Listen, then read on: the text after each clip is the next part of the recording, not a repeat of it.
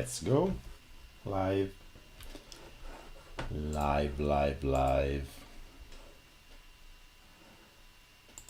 Hi guys. Welcome. Welcome to Friday Live with Mr. Rip. Today in English language. Are we live? Are we alive? Give me some feedback. Hey, I only see Italian people in the comment section, so maybe, but anyway, I want to hold this in English just for just because so far the live streaming most watched, most useful, I think, was the one I held in English. So I'll do my best to have at least one per month in English on topics that I think that would be useful for an international audience. So today is San Giorgio, so cheers! Water. Okay. Today live will be about me and Rome research. I won't explore much how I use Rome research for everything. I will just introduce you to my usage of Rome research and then we will see a bit in detail how I use Rome research for personal knowledge management, and then I would love to do a live note-taking session. Why won't we go in deep detail into my Rome database? Because it's full of private information and I haven't had the time to clean it and to prepare a sandbox environment. So I plan to do that. I mean, I purchased the Rome Believer plan so that I can have more than one database, and I will use one of the 3 databases that I have just for educational content on Rome research. Rome research is a tool for internetworked knowledge, or whatever, how they call it. Let's go on the homepage. Let's see what is Rome research. For the few of you that don't know what's Rome research is they call it a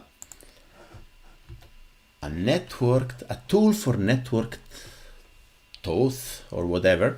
It's not just a note-taking tool, and it's much more, but essentially it's a way to organize your thoughts. So it's a modern way to organize your notes. So if you are a person that consumes a lot of input, a lot of material, and usually forgets about everything, or take notes, individual notes in some folder or in some application like Evernote or in Google Drive, like I used to do, those tools are enable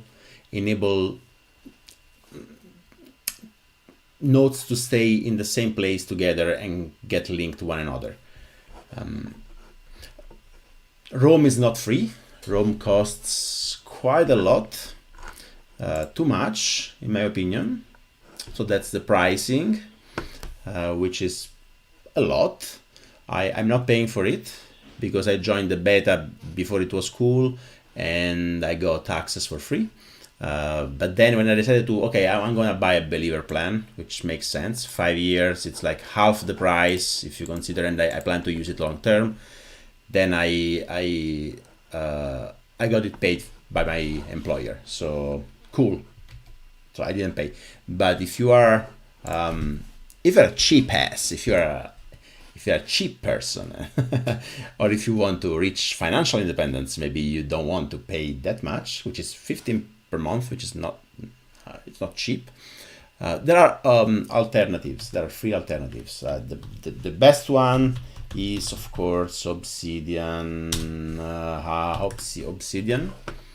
Yep, this one. I haven't tried it yet. I plan to try it and to make a comparison with Rome. I think it's similar features. I've heard about a couple of shortcomings. I have no idea. I'm not an expert in Obsidian. I never used it. I will try to. But essentially, it can be used and and it achieves the same goals that you like. You can still build your second brain with Obsidian. I don't know if it has the same features of Rome in terms of productivity, of CRM, other things that we might or might not discover today. But I would recommend you whatever I'm going to show you today. This can be easily obtained using Obsidian or other free and or cheaper software. There's also Foam. Foam is like free Rome. Foam. How would I foam Rome? But I don't. Okay, now Foam versus Rome. Foam. Foam. Anyway, not Rome. So I'm using Rome because I started with it. I got in love with Rome when Nat Eliason, why I use Rome, something like this, why I love it and how I use it. This article was published on early 2020, January 18. I think on the same day I read this article, I fall in love for Rome, I installed it, and that's when I started using Rome and never got out. It's 1 year and 3 months and counting. I'm using slightly less these days because I'm more focusing on output than input. But until a month ago, I was using it like it was probably the page in my browser that consumed most time. Before we go deep into something, let me address some of your comments before I started. Nat Eliason also has a course on Rome, which is called Building a Nat Eliason Rome Course, Effortless Output with Rome. I took it. It costed like $100, and the Rome team offered $100 discount if you then buy a Believer plan. Would I recommend it? No. It was pretty basic. So I love Nat, but this course was like built in a day. Rome wasn't built in a day, they say. This course looked too much basic.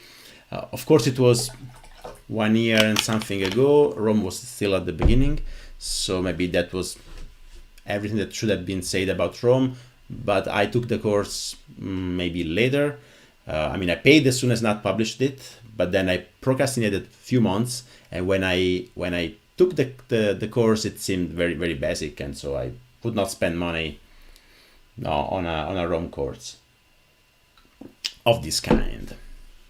Okay, so that's how I discovered Rome. Then, of course, I'm on the forums. I follow the CEO on Twitter.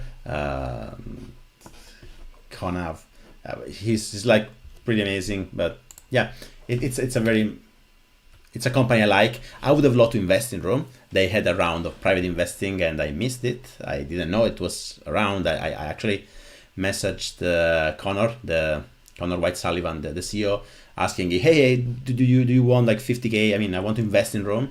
That he didn't reply. I was offering you money. You should reply.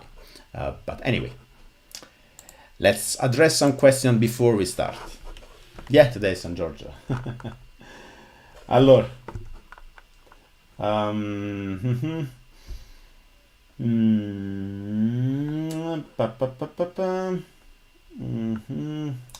Okay, I don't see many interesting question. Damiano, boring Italian people. Is the t-shirt from a Google C thing according to the ampersand? Well, no, this is Google thingy. It's a refx. It's the knowledge graph. It's like web search, something inside web search. Okay, I think I already answered this question. On my blog, I mentioned the effortless output. I don't know. I like Nat. I like the way he reacted quickly. He wrote a post about Rome, and then 2 weeks later there was a course on it. I kind of envied him and say, "Oh wow, look at this guy." He fell in love for one thing, and then 2 weeks later he offered a course, and he made a lot of money. He really made a lot of money with this course, which is not bad, and it costed like $100. And it has a lot of content. I just found it pretty basic, not very. I don't know. I don't like to pay for basic courses. Things you can, if you watch, there are several resources. The Anonymous YouTube playlist. There is everything that Robert. I mean, I posted a lot of links somewhere else. I will post some links below. Yes, Obsidian. We know. What do you use to guys Google tabs? This is not related, so guys, I would love to go deep. I don't use anything particular, just that Chrome happened to publish these things like how's it called, tab group. It's built in Chrome, and this is amazing. I mean, now I can leave billion tabs open. That's amazing. So nothing specific. I'm just using this feature. Okay, Notion. Of course, I've heard of Notion. Of course. Where is it? Tac. Of course, I've heard of Notion. Notion is more workflow oriented. It's less note taking. I'm using Notion a bit to. I'm collaborating with another person on Notion. It's definitely not the same thing. Like for me, Notion is not built for note taking. It's more for workflow, collaboration, whatever. I think Rome or Obsidian are superior ways if you are focusing on note taking. Okay. I started to use Rome, but I have a problem to categorize my notes. It's so difficult when you migrate from one. Yeah, of course. This is an issue I also have. I used to write all my notes in Google Drive, in Google Documents. So migrating is a bit of a problem. It's still halfway through. Every other day I take 2 or 3 Google Docs, and then I cut and paste in Rome, and then I try to add tags. It's a lot of work. Of course, finding a good tool for your note taking requires also planning for the future, because you don't want to jump from one tool to another every 2 years. You want something that's stable for at least, I don't know, 5 years. Yeah, I never jumped on anything outside Google Drive, because I knew that nothing was perfect for me, and not even close to perfection. So when everybody was talking about Evernote or other note taking, I said, Google Drive. Google Drive is more, it's going to stay. But then when Rome happened, I think it was like a change, like a changing kind. I said, okay, this is what I was looking for. I was looking into Zettelkasten. I was looking into other tools. I actually bought a lot of physical notes that I never actually.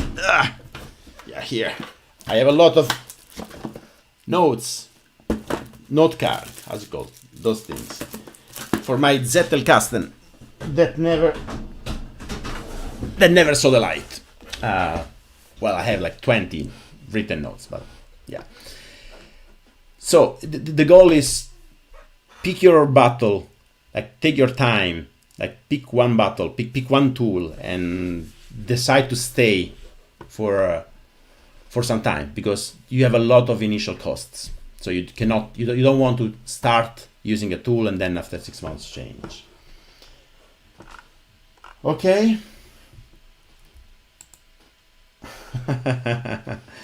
I have so many tabs open, and this is like the one you see is the blog browser. The personal one has something like 60 tabs. Yeah, in fact, my RAM is crying. Yeah. Yes, Damiano. There is also a video by Nat on YouTube, free, where he explains to a guy how to. Yeah, I think it was to Perel, to David Perel. I remember that video. David Perel is another creator that has a course on rite of passage, and yes, I think Nat. There are few public videos about people explaining other people how to use Rome. The best series is the one from Robert Heisfield. Rome YouTube. Robert Heisfield. Let's see if we can see videos. I want directly videos from Robert. Let me check. So if you want to see shut up. So if you want to see someone, where is Robert Heisfield? Yeah, this guy has a series on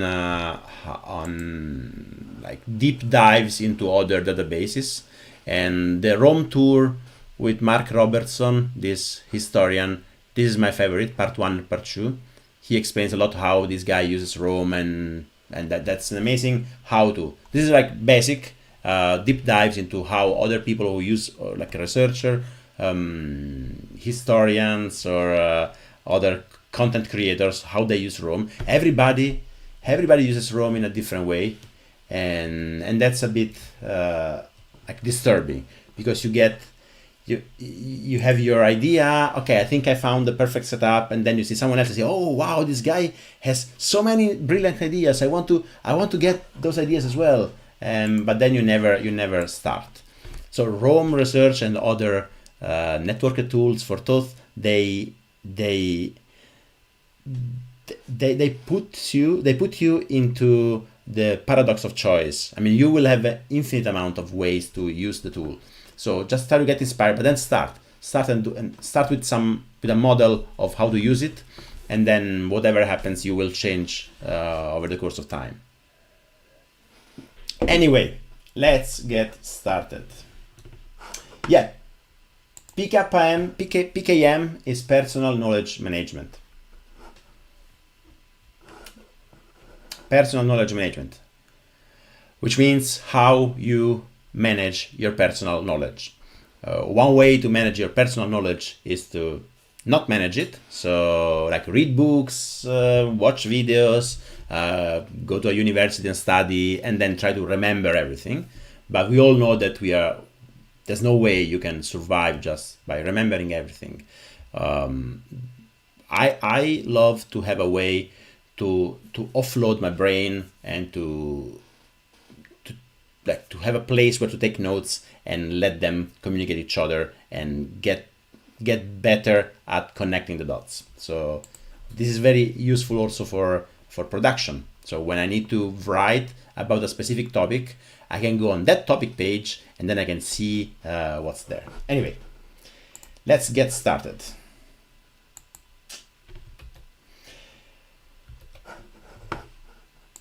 Okay, this is my personal, let's see, there will be, I will scream a lot, because there might be some private information. I really need to clean it before publishing it, or before making like better videos on my private notes. But so far, let's pretend that whatever happens, I will clean it before uploading this video. Anyway, what you see now is the daily notes. The daily notes is the home page. Like when you go on Rome, you join in the daily notes. And daily notes now, you can see April 23rd, which is today. Then there is April 22nd, and I can scroll down and go back in the past. Right now, I won't do that because it's full of personal information there. So we are okay with just exploring today that I just cleaned. There's not much here. What I do usually is this. I journal here, whatever happens to me. And as you can see, we are not sleeping. My daughter is sick. She's a laryngitis, and we're not sleeping. It's two nights that we sleep in shifts, and so I might be a bit confusing today. And then I usually write what I do, with whom. Sometimes when I prepare, like here you can see I've done a couple of coaching this morning. I'm doing one too many, so those are not the actual names of people. I just put placeholders for privacy, but usually here I'll write like real names, and so I can go on a person. Like this is now fictional, of course. And usually, what I do when I go on this person page, as soon as you write something, blah blah blah car, blah blah blah. This is already a page. You put in the square brackets. I don't want to make this a course on Rome, so it will take infinite amount of time. When you write something, you get a page. You go on the page, and you can see the fact that this other page linked this. So that's the building block of Rome or personal knowledge management. Now I don't need this page, so let's kill it. The next refresh, Rome will destroy that page because there's no content and nobody's linking it to it. So this XYZ XY is a person. Usually what I do, I have a template, people, and I might add information about the people for the person. So who's this guy? Blah blah blah blah blah. So I won't do. This is just fictional, so I won't do. If this person works for a company, I will fill it. If I do, I don't know. Well, it's full of. If I will put like Google, or if I put something, and then I will go on the page, you will find other names of other people. I should really create a sandbox environment. But usually I can say company, super company, and then you go on super company. You can see that's mentioned in this page. If I have other people working on super company, you will see, oh, this is a colleague of this other guy, blah, blah, blah. Exactly. And here in the linked references, you will see all the mentions to X, Y, Z, Z, X, Y. So which means that if I interacted with this person other time, I will see here all the times I mentioned this person or interacted with this person, which is amazing. You don't have an idea how many times, like my wife said, oh, when was last time we met this person? I'll tell you. I got that here. And I can tell you exactly when, where, assuming that I will write down the notes. And I do daily journaling pretty like every day. At least I will write down things that I think I can recall in the later future. This is CRM in general, so customer relationship management, how's it called, CRM, but I use for normal people. I actually also have people group and whatever, and here I tag people or whatever. Like, how did I expand this? There is a templates function. You can start with semicolon, and for example, I think I have metadata templates here. Yes, this is the title, this is the fact that it's a Rome template, and so I have metadata template, yeah, for whatever. And we are going to use it today because we are going to write an article notes. Anyway, yeah, here you can see, if I go on this, you will see all the back links with real people names, so I won't go on this. But an advantage of doing this is that I tag RIP personal finance coaching, and every time I do a session, I will note here, like I've done a RIP personal finance coaching with Giorgio XYZ. So when I click on RIP personal finance coaching, I can see when I've done coaching with whom. Of course, you have filters. So I cannot. This is not a live on how I use Rome in general. So if there is enough interest, I will go deeper. Now I can do without the risk of showing some PII. Okay, I will do maybe with some public thing, like if I say, I don't know, Nat Eliason, which is a person. Oh, let's go Paul Graham. Oops. Paul Graham, and I click on Paul Graham. You can see that I have no information here because I have nothing specific about this, but I have 51 linked references. So I can see, oh, okay, on January I've read this and talks about conformism and truth. So those are tags. I can go on conformism. How many articles I've read about conformism? Oh wow, a lot. There are quotes. Interesting. There are quotes, there are articles, mostly quotes. Okay. We can go into rabbit hole. Quotes. I have a page of quotes with best quotes, like aphorisms, quotation, the best quotes here, and also, of course, tagged who's the author and whatever. Anyway, too much to talk about. Yeah, random, like I like it. Before we move on, let me show you.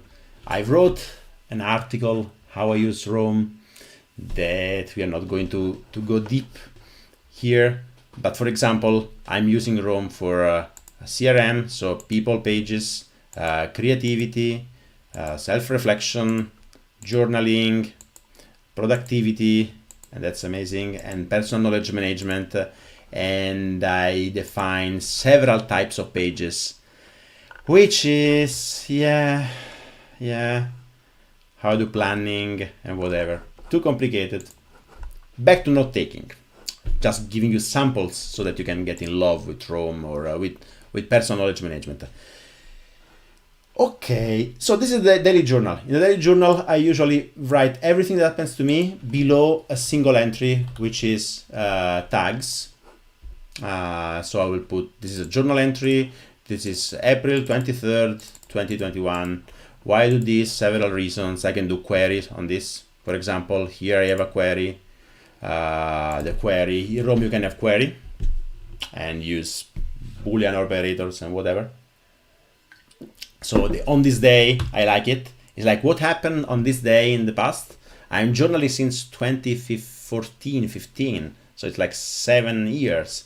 And so I have notes. Do not expand in life, do not expand in life. Yes, for example, this one, what happened, let's see, this I double checked.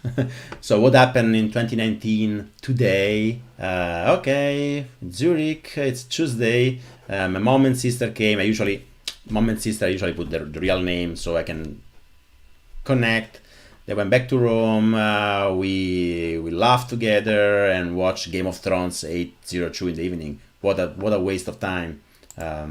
Anyway, there are queries. Too much stuff. Now, finally, here I want to show you 3 samples on notes I've taken in the past, and then I want to take a real note with you. Here, as you can see, I haven't found the right syntax for note taking. For example, in Rome you can prefix one note before the slash, and that's a namespace. So you can then have under the same names. So you can have a hierarchy in this sea of nodes, unconnected. So I sometimes use hierarchies. I sometimes use the slash. So I use the namespaces. As you can see here, whatever is rip related to my blog, I will use rip slash. If it's a post, it's rip slash post slash. So you can query this, so it's pretty a nice feature. I will then future. So how I take notes. For example, this is an amazing article by Paul Graham. I have metadata at the beginning, of course. which are part of a template that I'm going to show you live. And then I have author, sometimes relate to what, for example, how to make wealth. I think this is related to how to do what you love. Both are from Paul Graham, whatever, blah, blah, blah. Here, after the metadata, which are used for querying and for connecting, I write down notes. Now, what does it mean I write down notes? I'm still struggling to find the right way. Sometimes I take highlights from the article and cut and paste. I copy and paste into my notes, and then I have 2 or 3 consecutive passes. One amazing algorithm for doing this is Tiago Forte. Progressive Summarization. I like this approach.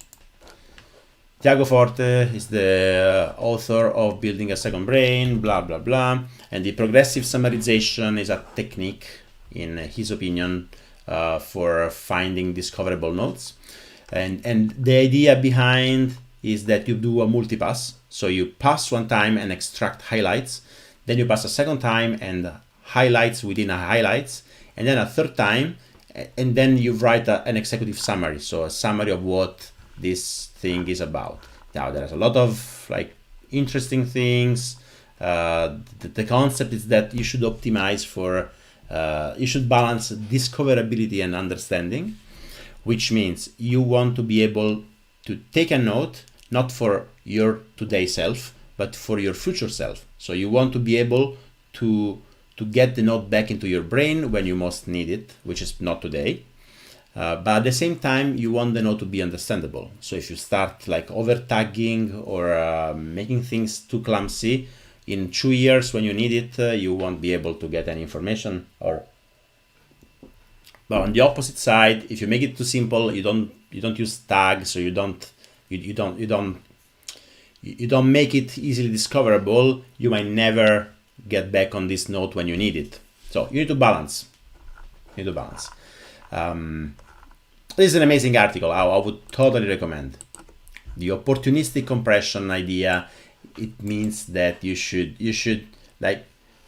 clean a note, and then when you get back on this note for some reason, you re-clean it, you improve it over time, which means it's like the Boy Scout rule. Every time you go on a note, you make it a bit better and more useful for your present and future self, because yourself who wrote the note 2 years ago, 3 years ago, it might not be relevant anymore. So this is my guideline. I'm not good at following the progressive summarization technique, but I like it. I see some comments. Let's see if there's something. Are you taking notes every day? Okay, what do you mean by notes? I journal every day. Yes, every day at least 5 minutes late in the evening I journal, like factual journaling. What happened? Is there any fact I want to remember in 1 year, 3 years, 10 years from now? Then I journal it. Sometimes when I feel like it, I also do some self-reflection. So I write morning pages. So I have some prompts. Let me show this to you. Might inspire you. I have this where I am. Where I am is a prompt page. So questions that I might want to answer that regards how do I feel right now, where am I, what I'm doing, what are my fears, whatever. And sometimes I journal on top of these prompts, which means I actually quote the block and then type my journal entry. And as you can see here, there are references. So there are 27 blocks that reference to this block. So I can also see how many times I've answered one specific question. Here I'm essentially just always answering how do I feel right now, but I will improve in this. So how's money going? This probably I have another entry which is money journal, and so I will. I'm still adapting but the how do I feel right now, it's been answered 27 times since 1 year. So every now and then I say, okay, I have something I want to write. It's usually about how do I feel, and then I go for it. Okay, let's see if there are other interesting. So, but then how, if I'm taking notes every day, so as I say, journaling, yes, self-reflection on a bi-weekly basis, notes on articles or on videos or on other resources I consume. I would love to do much more. I'm not doing this a lot. Only on the best ones. Like if I find something that I think it's fundamental and it's impactful, yes, I will take time and read it, reread it, extract notes, and try to read my notes and improve my notes so that the content sticks with me. That's the plan. Other kind of things, yeah. No, I've not been a Boy Scout. It's just that it's pretty famous, the Boy Scout rule.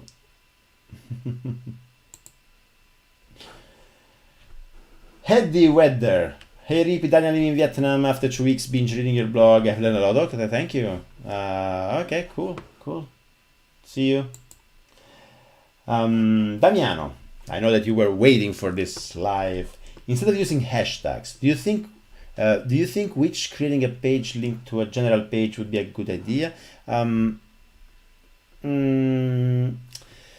What do you mean? I don't understand your question. I know that I want to answer, but I don't understand your question. Do you think please restate your question. I don't just drop hashtags everywhere. As you can see here, I usually when there is a word that I want to connect, because maybe that's a topic, like here a person. Whenever a person is mentioned, I add tags. Whenever I think there's a topic, I add tags. Those are not tags, for example. Those are pages, but it's the same. In Rome, this is exactly identical to hashtag whatever. I usually prefer to use page references when the content doesn't break the sentence. So for example, here my note, it looks exactly like the optionality trap. That's perfect. If I want to say that then this thing talks about happiness, but the word happiness wasn't part of the sentence, I then add something. So whatever is expressed with hashtags, it's something I don't want to read. I just want to create a link. Whatever is expressed with double square, with square brackets, is something I want to read when I read the notes. Now, this link doesn't make sense. I don't know if this answers your questions. Counter example. Okay, for example, page, books, list of all books. Each book is its own hashtag. Okay, wait. Page, books, list of all books. There is a page books, of course. Let's go there. Actually, it's a page book. It's because every book is a book. I have 32 references here, so those are books. Well, actually not. Okay, this mentioned book because it's how Discords mention this tag. But essentially, I write book and then I have, you can see book. I also use the namespace book sometimes, not all the time. I'm working on it. List of all book, I don't have a list of all book, but here in the page book I could add a list of books I liked. I'm improving this. I'm trying to make the category page. So book is a category page. That's too much stuff, guys. I should plan for kind of lessons. So I have category pages. Like a book is a category, an article is a category, a video is a category, even a person is a category. And then I use the category pages to tag other entities with this category. Each book has its own hashtag. I don't get it, Damiano. All books just like with books. If you go on a book like the elephant in the brain, which is not extracted, of course. Here you can see that in the tags sections there is book, because this is a book. Whatever I think are other general concepts. The status of the reading. Actually, this is not more. I started. So this is, I don't remember, active. Yeah.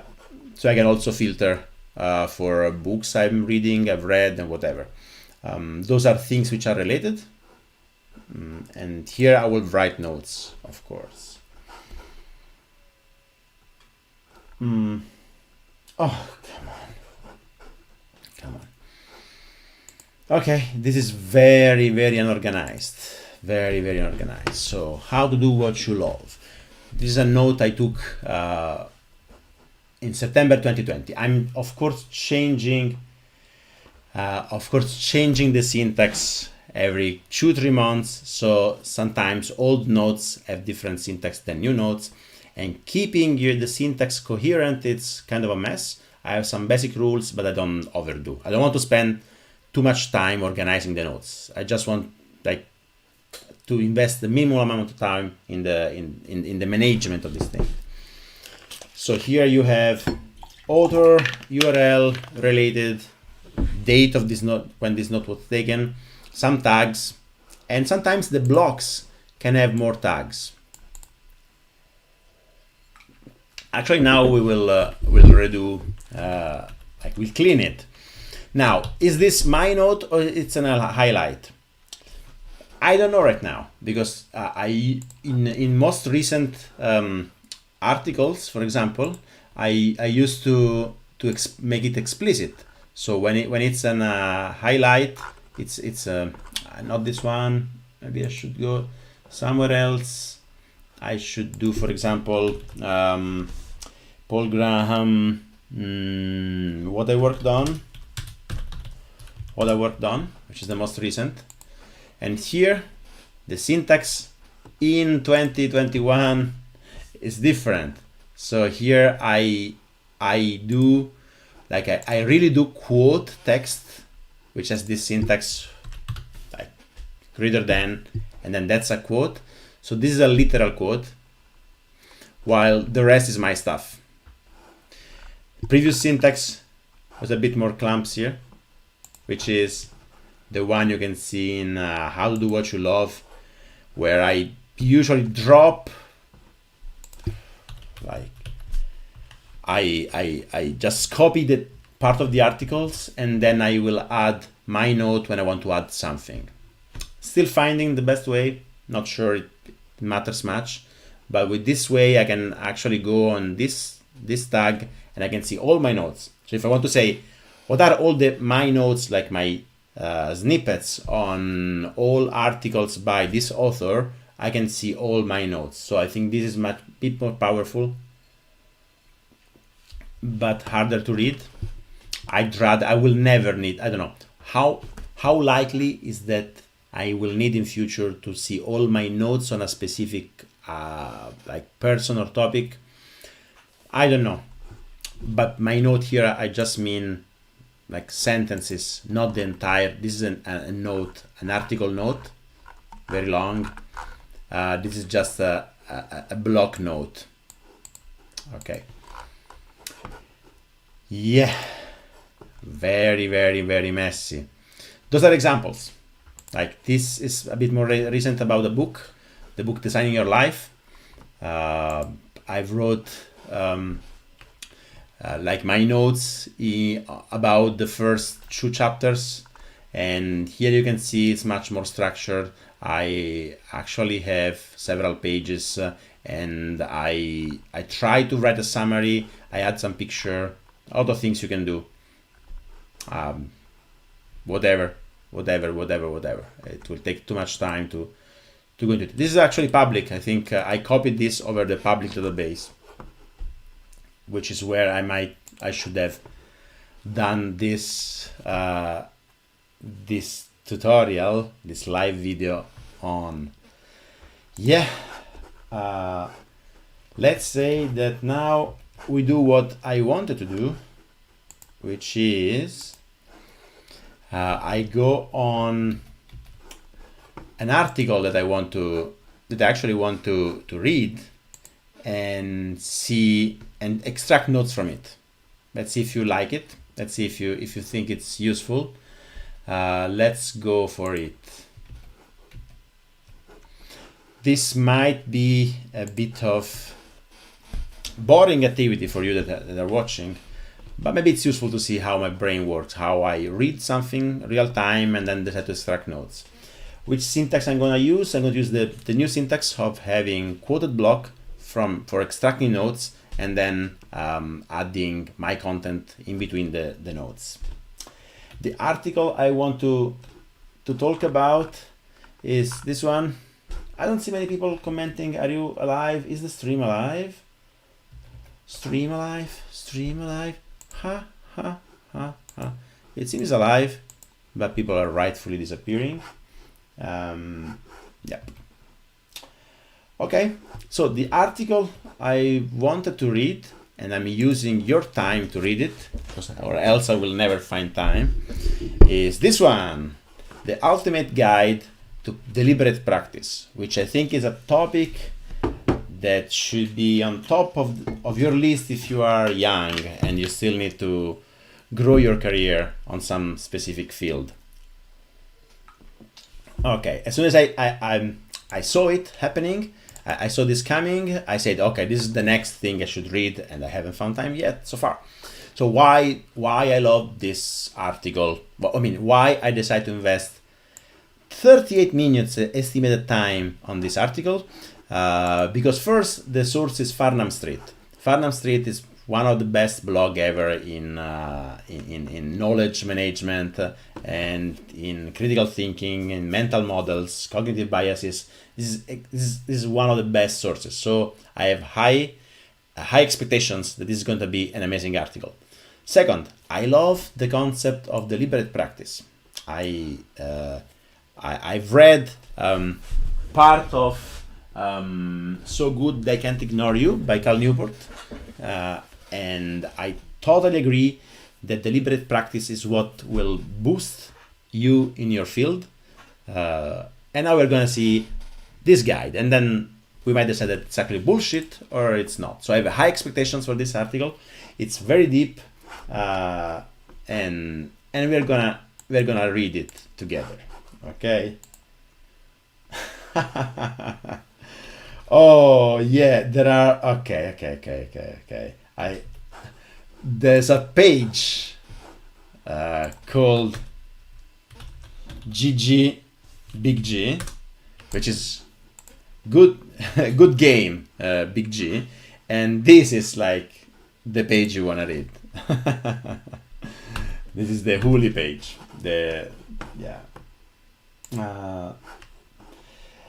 Thought about developing your own software. Too much work. Note. Okay, so I want to read the Ultimate Deliberate Practice Guide. How to be the best. How do I start? I will take a note, like a page, which is probably this. I might decide to prefix with Farnham Street.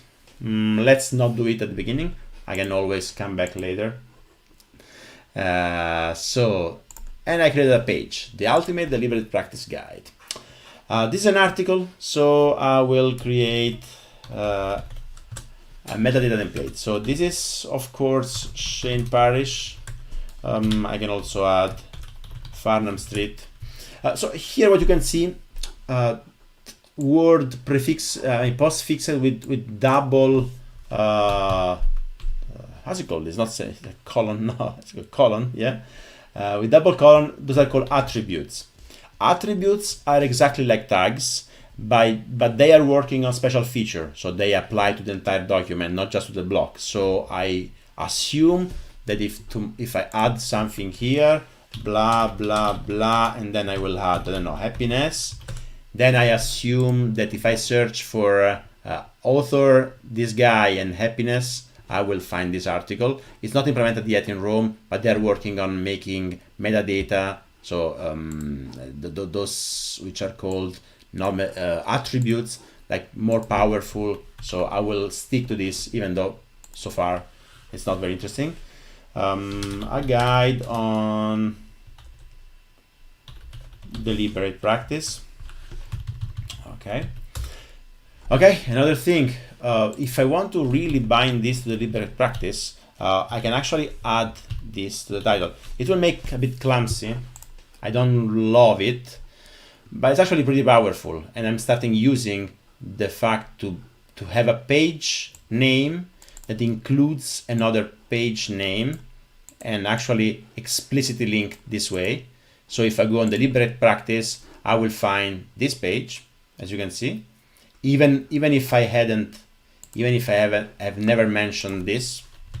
If I remove this, now this page, even though it's about deliberate practice, this page is not yet linked to deliberate practice. But if I do this, I may actually want to do this because I want this to be a guide. So if I go on guide, I want this page to appear. I have several ways to link things together, and so this will add another level of complexity because I could also just mention deliberate practice in the tags.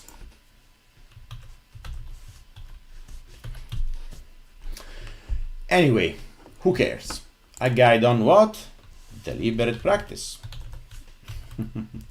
URL, very important. Tag. Related, okay, this is what's related to. I think it's related to, of course, so good. Maybe something about Scott Young. I don't remember. Scott Young has done a lot of things in the same field. Let's see what I have about Scott Young. Scott Young, I don't have much. About Scott Young here, so nah, it's not related to. It's okay. I have this one. Recommended by nobody. I can kill this. Date, today. There are some utilities with a slash. This is cool. You can also start a Pomodoro timer and say, now I want 25 minutes, and you have a timer. Mixing things together, too much stuff. Go away, Pomodoro. Anyway, okay, cool. If I think that the entire article talks about other topics, I will add into tags. Now let's go and kill it. Cool. Okay, now this is also some like how to be the best. I don't care. I mean, I'm okay with saving this part of the title. Okay, let's together. Everything you need to know to improve your performance. Blah blah blah. Great. Daily practice is the best technique for achieving expert performance in every field, including writing, teaching, blah, blah, blah. There's much more to daily practice than 10,000 hours. Okay, that's interesting. The 10,000 hours. This is, of course, an article by Kelly, by 10,000 hours rule, Malcolm Gladwell, yep. But Malcolm Gladwell talked about the 10,000 rule. I think. Yeah, new study destroys Malcolm. Interesting. Let's see if I have something about Malcolm Gladwell. I might, yeah, just a quote. I don't have much about. I might just want to write do I have the 10,000 to friends, blah, blah, blah. I don't want to quote. I say 10 hours rule by Malcolm Gladwell. Not tagged. I might tag it. Why not? So let's phrase it nicely. 10,000 hours rule. So if in future I come back to the same concept, now this has a page and it may link together. Ok. Tag. E grissino per tagliarlo.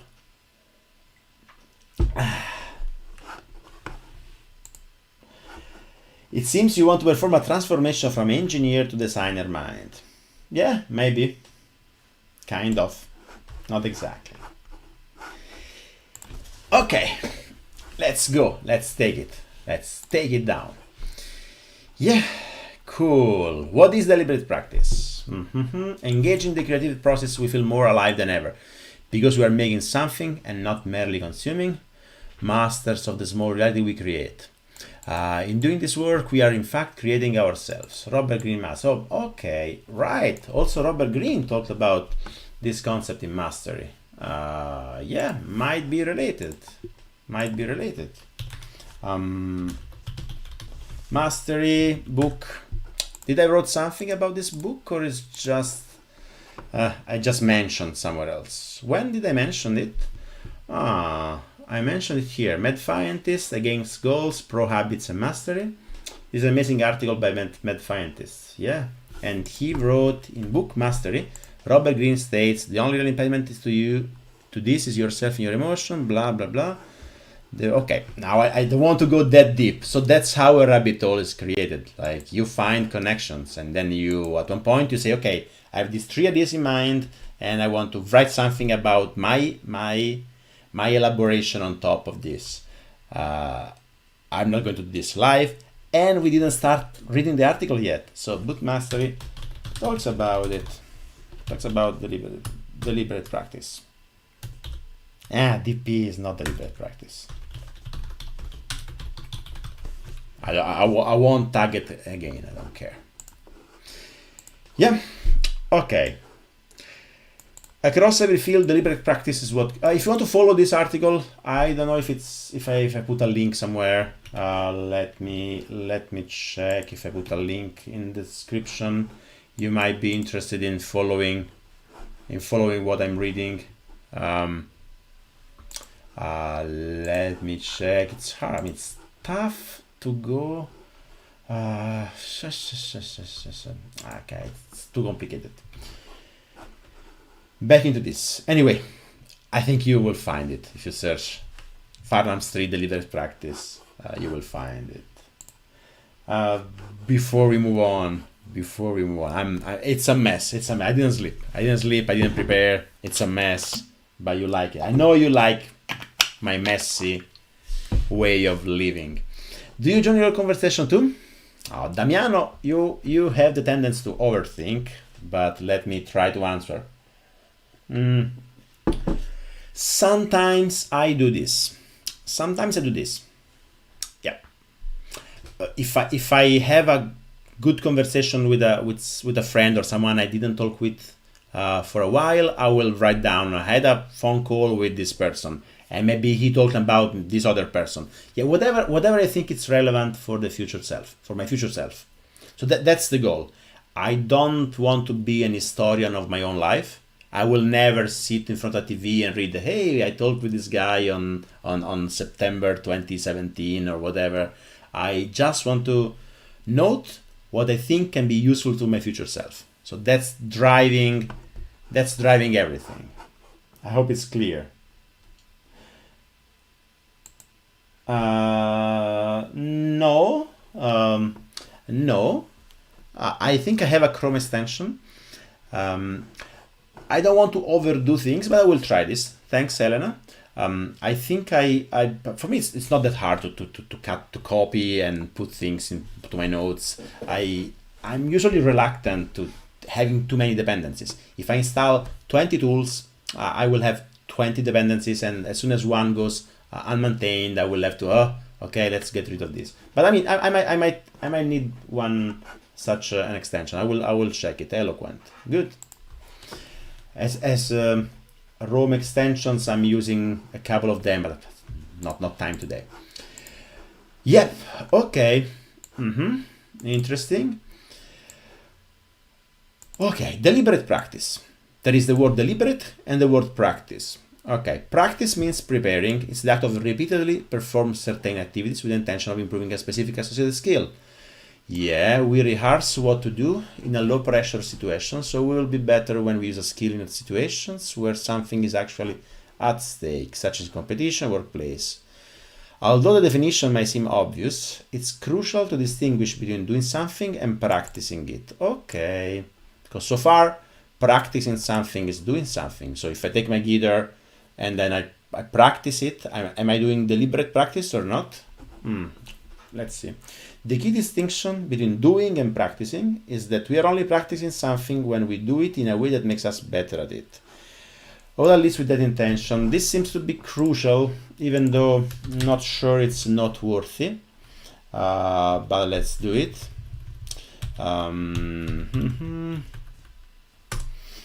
Not sure it's noteworthy. Deliberate practice means practicing with a clear awareness of the specific component of a skill we are aiming to improve and exactly how to improve it. Unlike regular, okay, so now we have regular practice and deliberate practice. So we have regular practice and deliberate practice.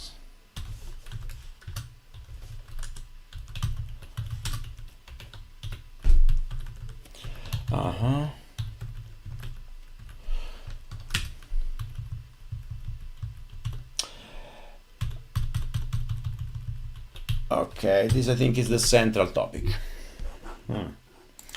Of course, if you don't care about this topic, you can go away right now, or if you don't care about the process of how I read something and extract notes, you can leave. Maybe this was disappointing and whatever.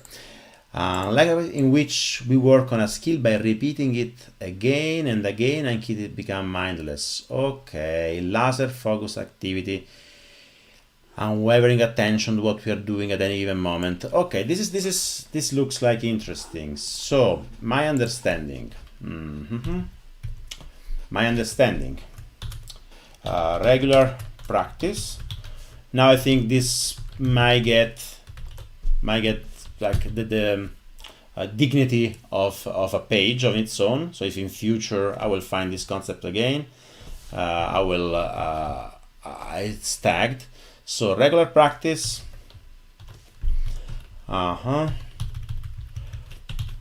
We work on a skill by repeating it again and again because it's almost mindless. So that's what regular practice. So I practice tennis by just playing. Pam pam pam pam. Deliberate practice.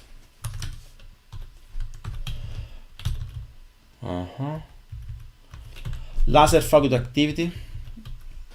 Unwavering attention to what we are doing and whether it's an improvement or not. Okay, here I don't tag, I already tagged so many times deliberate practice. I might want to recall this exact block, but I'm not sure yet. This is like first pass. Another, like many people don't recommend to take notes on the first pass. I cannot afford not to, so I will take notes on the first pass. But it might make sense to read something, like consume your resource, and if you find it interesting, you come back and then you write notes. I use this as like taking notes if I were at a university class and I want to like take notes while the professor is speaking.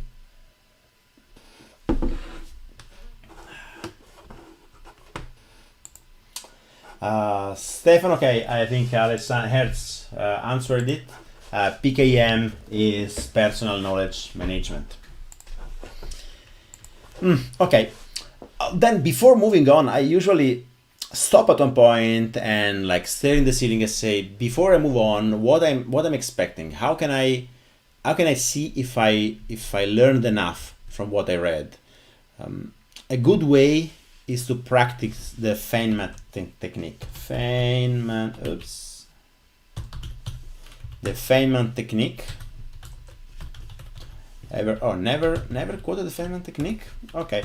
The Feynman technique, it's weird that I never wrote anything about the Feynman technique. The Feynman technique, popularized by Richard Feynman, which was a famous physicist, says that you should, like, a way to improve your self awareness of how you understand the topic is to try to teach it to someone like at various level of understanding, especially like to a kid. Try to teach what you just learned to a kid, and then you see if you are able to do this, you might understand how much you know about the topic you are learning. I could have explained it better, of course. And of course, there is a Feynman technique. Also on Farnham Street, there is an amazing article on the Feynman learning technique, of course. So 23 minutes, not today, but another amazing article on how to teach while you learn or learn in public.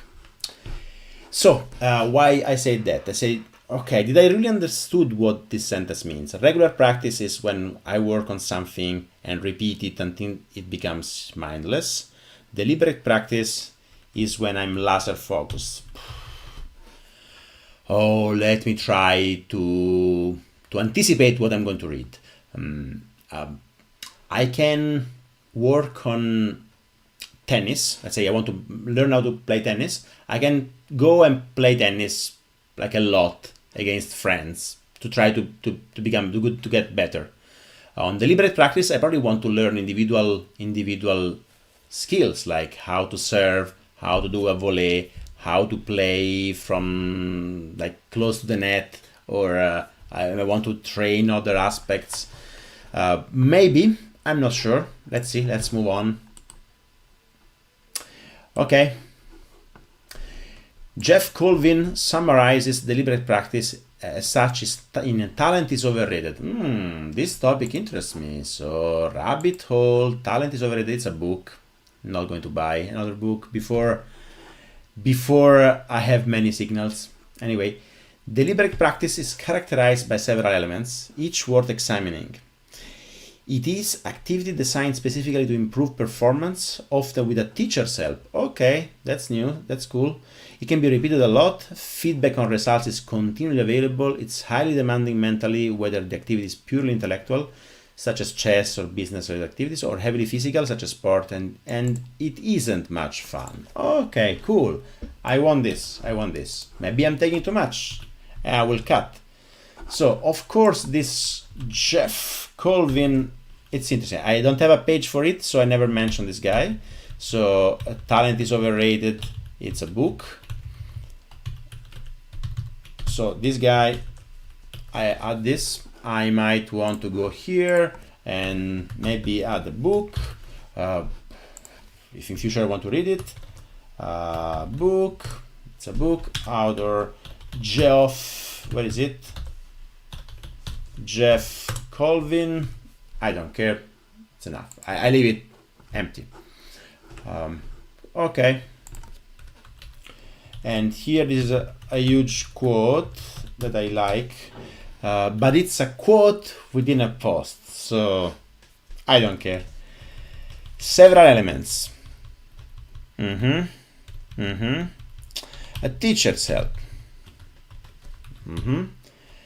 Repeated.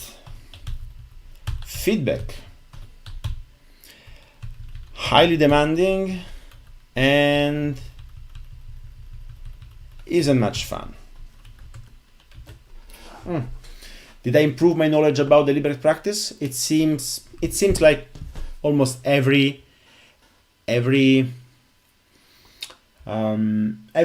training, every aimed effort you put at something, towards something, it seems to be deliberate. So far, whatever course you do, whatever you do except like browsing the internet seems to be deliberate practice. So I'm a bit confused. Let's move on. The external deliberate is a constant progress. Practitioners are not content with repeating a skill at the same level. They have metrics for measuring their performances. That's interesting. So this might go here, and I want to add, according to the article,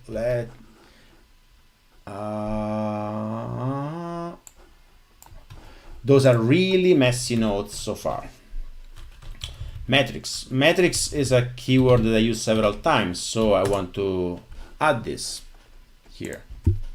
And as you can see, if I start mentioning metric, it's also a lot of here. As you can see, I mentioned metrics in somewhere in a post I published.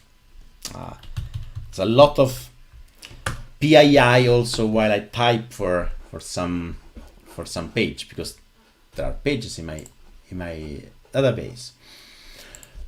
While engaging in deliberate practice, we are always looking for errors or error weakness. So far it seems like things that I'm not impressed so far by this article. Once we identify a weakness, we established a plan for improving it. If one approach doesn't work, we keep trying. Okay. Using deliberate practice, we can overcome many limitations that we might feel as a fixed. We can go further, we might think, blah, blah, blah, blah, blah. The device create a new physical mental ability. Okay, so far, same stuff. The more we engage in deliberate practice, the greater our capability becomes our minds. Okay, I'm kind of bored so far. I was expecting more. Where is the meat? Where is the meat? University you can employ for whatever you're trying to be, the best, or a little bit, blah, blah, blah, everywhere, okay. But also invaluable for improving performance in fields such as teaching, okay.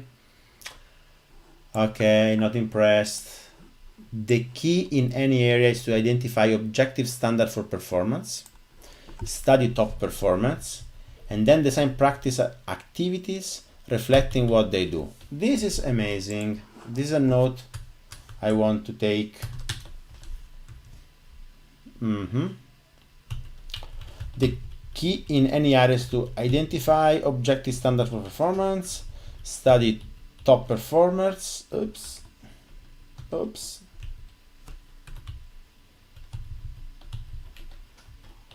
and then design practice activities reflecting what they do. This is good.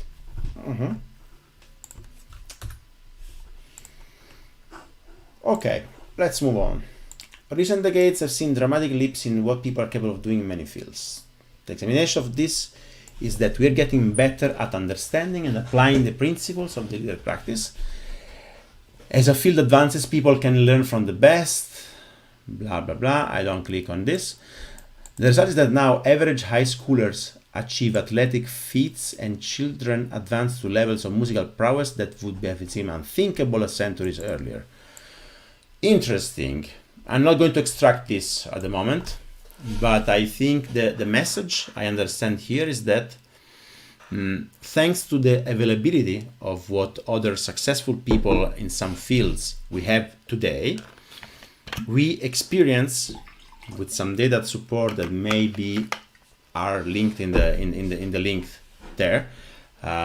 Maybe we have data that shows that people at younger age, they achieve performances in several fields that were unthinkable years ago, a century earlier. That's probably true. And there is a little evidence to suggest that we reached the limit of our physical and mental abilities in any area whatsoever. Good. Okay, many of us spend a lot of time each week practicing different skills in our lives and work, but we don't automatically get better just because we repeat the same actions or behaviors, even if we spend hours per day doing it. Research suggests that in areas such as medicine, people with many years of experience are often no better than novices, and maybe even worse. I think this is another key point that says that regular practice, that's how I interpret it. Regular practice is not enough. We don't get good just by repeating.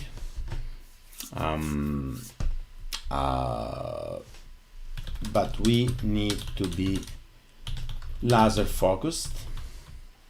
So far everything is obvious. Maybe I will add my note on top.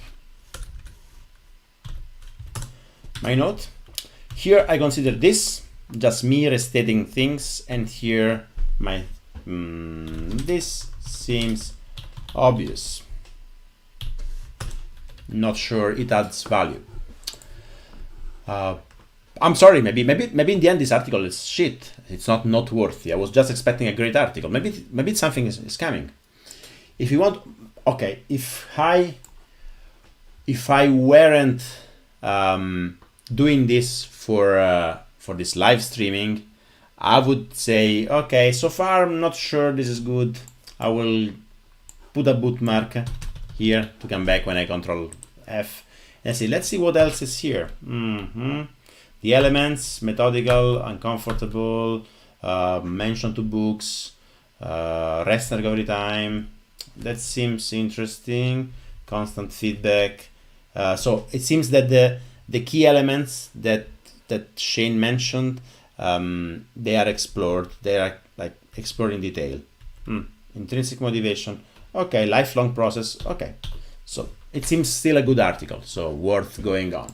If it's boring, if after 5-10 minutes I'm on it, I see that it's going nowhere, I just quit it. I don't win any badge for reading an article from beginning to an end, or from reading a book cover to cover. There's no badge.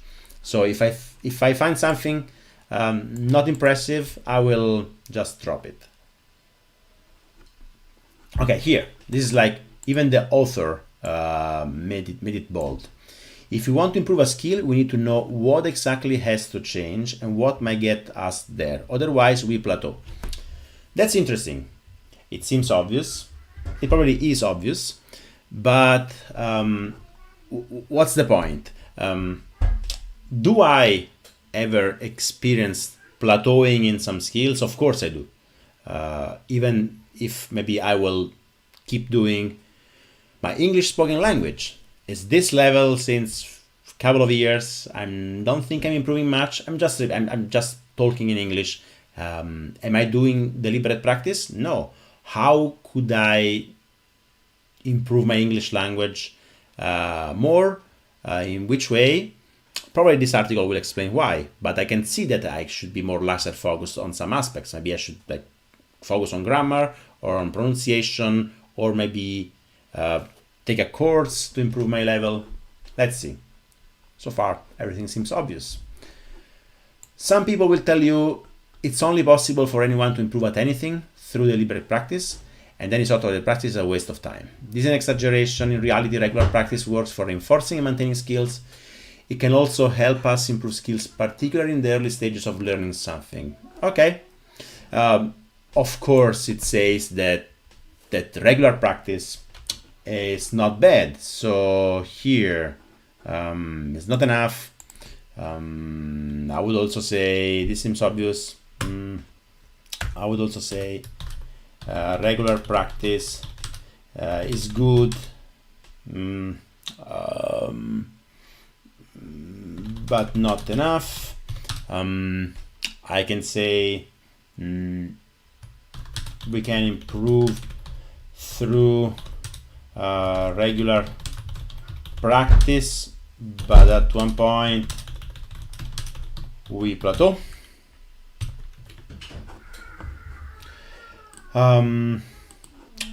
However, deliberate practice is the only way to reach expert level performance and enjoy competitive success, overcome plateau in our level skill, improve at a skill much faster than through regular practice. So far we're repeating, but this is, I think, is good.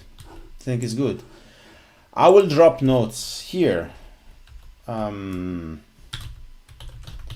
Deliberate practice is necessary if you want to reach expert level performance and enjoy physical success.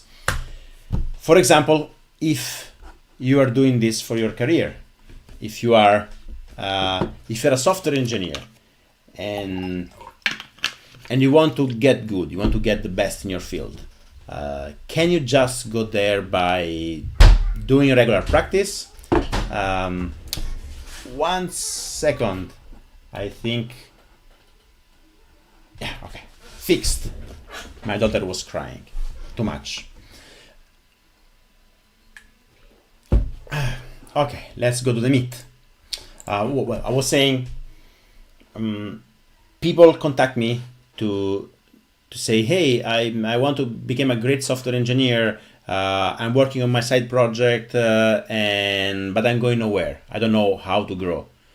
Yeah, of course, working on your side project, on your video game, just exploiting knowledge you already know, might be a way to just perform practice and not deliberate practice. In order to improve, you need to do it like methodically, and now we're going to see how. But for example, if you want to get good at tennis and you always go every Sunday playing against your friend, you will plateau. You need to do some training, some specific training to get better. So that's my understanding. I think I got the key point. So far, everything is obvious. Let's see if we can get some insight. If you do something for fun and don't care about constantly improving at it, you don't need deliberate practice. Exactly. I mean, I don't care about getting better at squash. I played squash with a couple of friends. It's an amazing sport. I'm just having fun. I'm getting better. Like now you cannot play squash, it's indoor, it's not possible with Corona. But after 2 years of playing, I got better. I think I plateaued. I don't care about getting top performers, so it's okay for me to just not go deliberate. Even though I spent 1 hour just sending the ball on the right spot and trying to hit 10 times the same corner. So I'm too competitive for this. For example, you might like to go for a walk around the local park in the afternoon to clear your head. Although you're practicing that walk each time you go, you probably don't care about increasing your walk speed. Nice example. It's enough that the repetition further ingrain the habit and maintain the self. Not everything in life is competition, of course. Another important point is notice that practice isn't just a catchy name we came up with out of thin air. The term is largely devoted to. Oh, interesting. Who's this guy? I thought it was Carl Newport. This is something I like. So let's note it down. Deliberate practice term is attributed to this guy. It seems I never wrote anything about this. So now my curiosity can spike. I can say, who's this guy? Oh, sadly he died 1 year ago. I'm sorry. But deliberate practice. Oh, there's also a book. Oh, Peak. Oh, Peak is a famous book. Yeah, of course I know Peak. Of course I know Peak. So the author of Peak, I never mentioned Peak. Weird. Okay, now this connection. Before and Robert Poole. Who cares? Anders Ericsson. Yeah, let's take some notes, or else it will be too much solitary experience. Amico Cinghiale.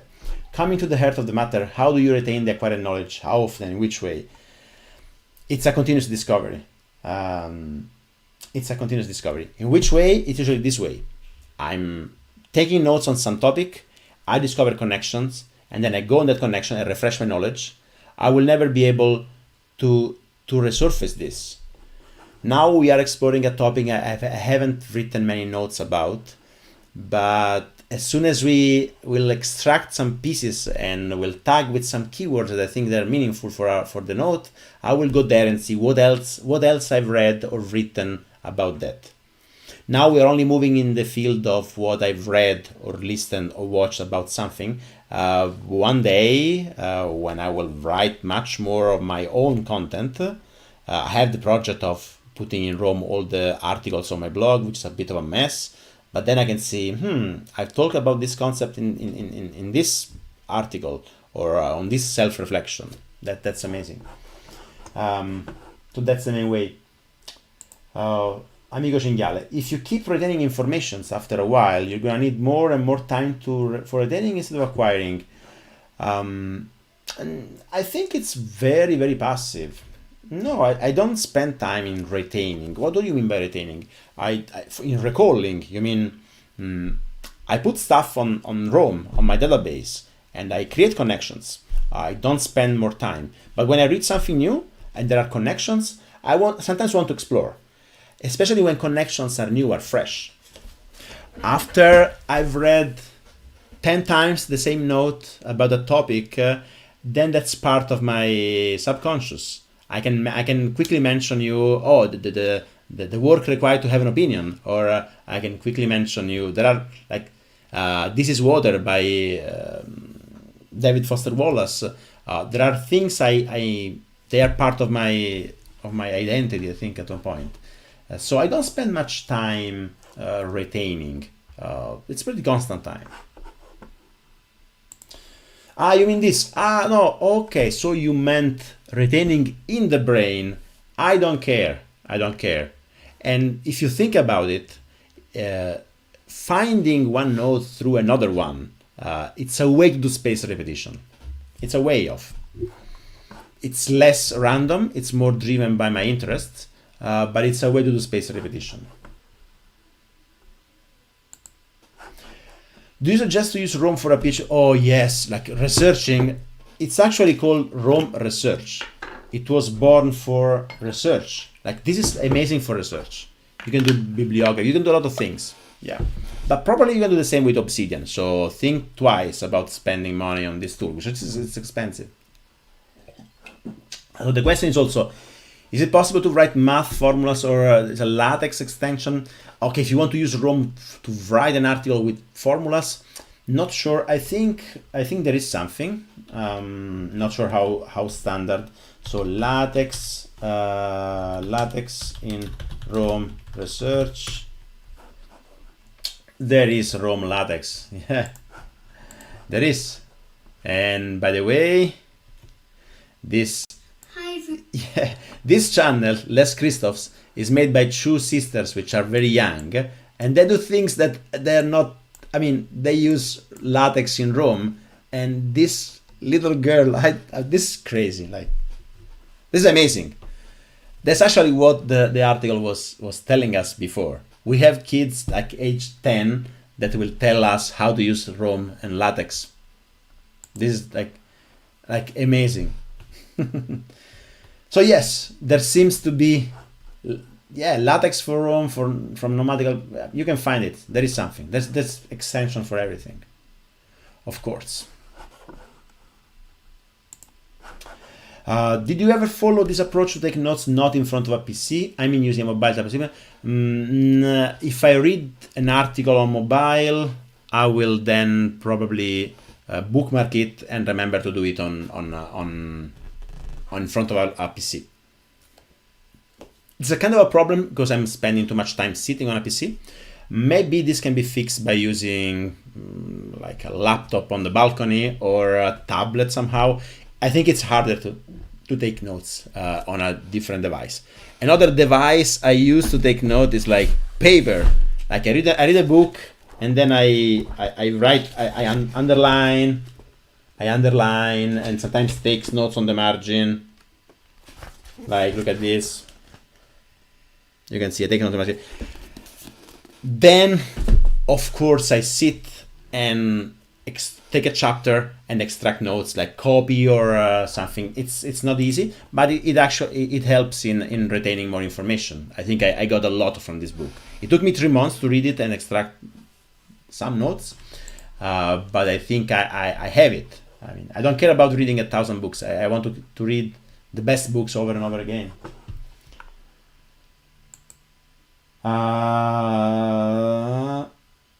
Ciao Giorgio, what do you think is the best approach to study and learn effectively how to implement algorithms and data structures?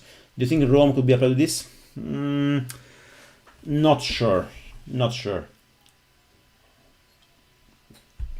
Oh, wait. Okay, right. You're fixing me this. Yeah, peak. Of course, I mentioned peak. Wow. Okay, I'm gonna fix it before I'll answer Europe. I'm not sure. Maybe to implementing. No, I don't think coding has anything to do with personal knowledge management. If you want to use it, like, I don't know, writing down terms and concepts and say, oh, this is a graph search or binary, but I don't see much value. Algorithms and data structures are relatively low space occupation and a lot of computation. So they are not memory intensive. They are they are not like storage intensive in your brain. So that's something you can hold in your brain if you want to work on this. But I've never tried. I started using Rome after my my history with algorithms and that. Anyway, let's see. I'm pretty sure that I, of course, peak. This is peak, and then look at this. Yes, of course. I already mentioned this because I already knew that. I find myself discover that on August 16, 2020, reading an article by Nat Eliason, this article, I read that I like the peak book approach from the researcher who actually defined the term deliberate practice. I think even Cal Newport just copied the concept. So I already knew this because I read this. But I forgot about it. Oh shit. I forgot it. Yeah, as you can see, holding knowledge in your brain is complicated. And that's another article about, yes. Let's see if here we have peak. Yeah, Ericsson, peak. So I might have actually Ericsson somewhere in my database, maybe without the middle name. Let's see if I write Ericsson. Yes. Bug. Yeah, disambiguation, another huge problem. So have this person mentioned somewhere, actually mentioned in my quotes. That's interesting. So I want to call this, I want to unify the two pages, and that's amazing in Rome. So I want this page to be exactly like this. So I go on the page and I say Carl.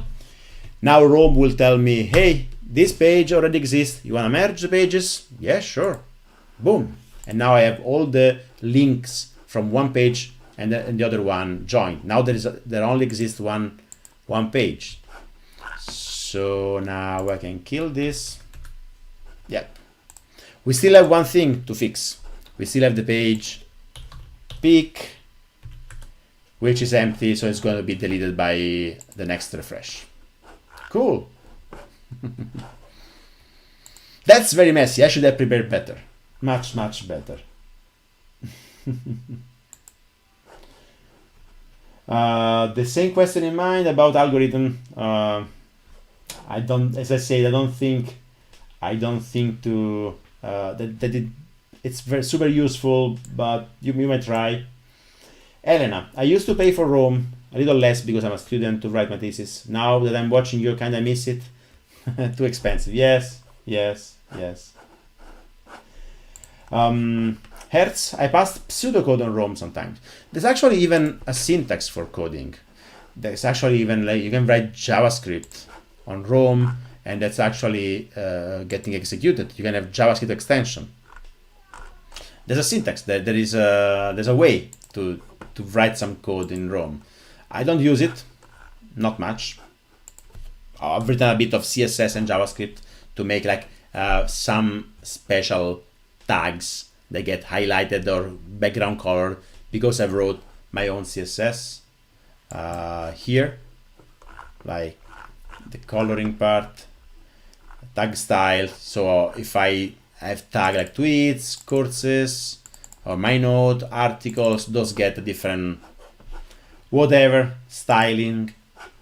So yeah, I'm not sure I would use Rome for coding other things, but maybe you like it.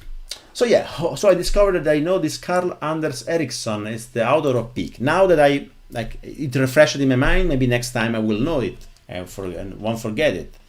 And I discovered he died recently. Sorry, man. Okay, we will also debunk whatever, give me the meat, the elements of deliberate practice. I love quotes, so if I find a good quote, I will add to my quote system. And sometimes I let them resurface randomly on my daily notes. There's a way to get random blocks. So I will tell, give me 3 random blocks from this set of quotes, and so every morning I will get 3 random quotes. Yeah. Life is always a matter of finding. Nice, I have similar quotes. In this section, we'll break down the fundamental elements of deliberate practice. As Ericsson wrote in Peak, no matter what the field, the most effective approach to improving performance is to follow a single set of principles.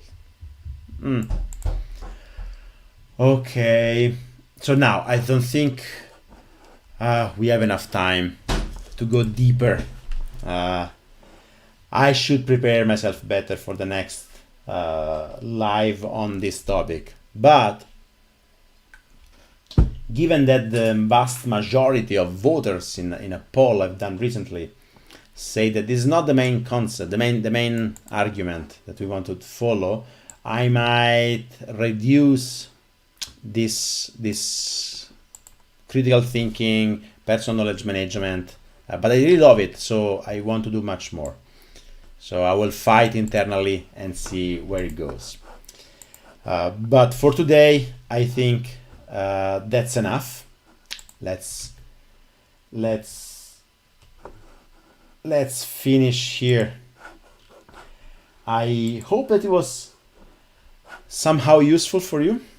I think it's been a bit messy, but I hope you enjoyed, and see you next time. Next Friday, I will do 2 live streams. One random, just answering questions and comments I received in the past month, and in the afternoon, early afternoon, and one in the evening, which is April 30th. So it's the last day of the month, and I will do the usual end of month financial update in English, while the one in the afternoon will be in Italian language. Okay. Amico Cinghiale, I got what you say. I think it's a really smart way to manage knowledge. It's just what I was looking for a long time. That's why I was excited for it live in the World of Rome. Yes, check Obsidian. It's free. Maybe if you don't like it and you think Rome has some extra feature, you might buy it. Don't buy it just because I mentioned it, because it's expensive. So yeah. Federico, they're not easy topics to talk about in a live. Yeah, yes, it's time consuming. I really wanted to do something this week, but life, daughter, and it's complicated, and other things, and consultancies. It's complicated. I will promise that I will produce more structured content. Just give me time. I'm just experimenting. Anyway, hi guys. It's been a pleasure. See you next time.